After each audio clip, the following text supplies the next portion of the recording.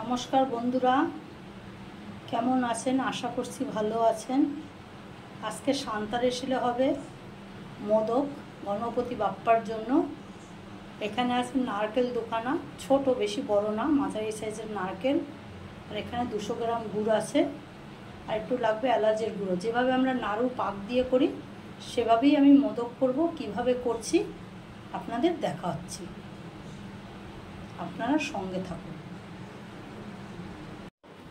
নারকেল আর গুড়টা একসঙ্গে আমি এইভাবে করে মেখে নিয়েছি, তাতে আমার সুবিধা হয়। এবার আমি কড়াতে দিয়ে দেব। সবই আমার ঠাকুরের জিনিস, এগুলো ঠাকুরকে দেব যেহেতু।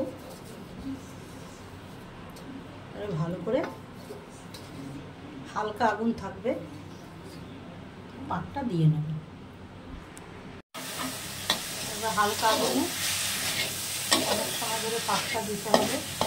নারকেল আর গুড়টা, গণেশজির গুঁড়ো পছন্দ, নারকেলও পছন্দ, তাই আমি একটু বাড়িতেই করছি, দেবো ঠাকুরকে।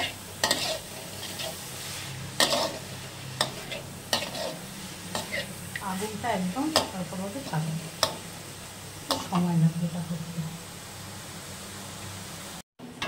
তো আস্তে আস্তে পাকটা হচ্ছে। এবারে দিয়ে দিচ্ছি একটু এলাচ গুঁড়ো।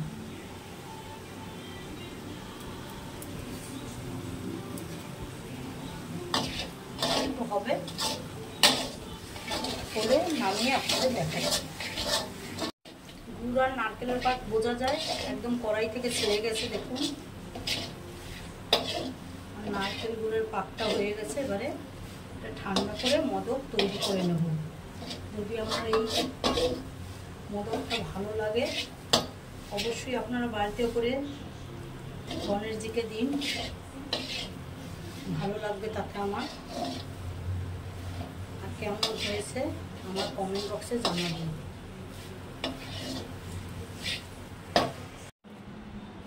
আমার নারকেলের পুরটা রেডি হয়ে গেছে গুড় দিয়ে। এভাবে করে দিয়ে শেপটা করে নিচ্ছি।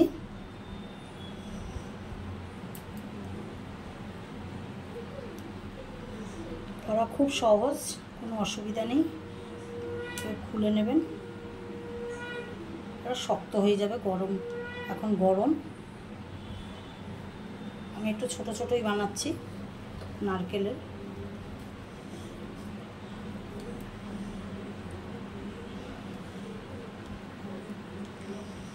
পুরোটা বানিয়ে আপনাদের দেখাচ্ছি। খুব সহজ।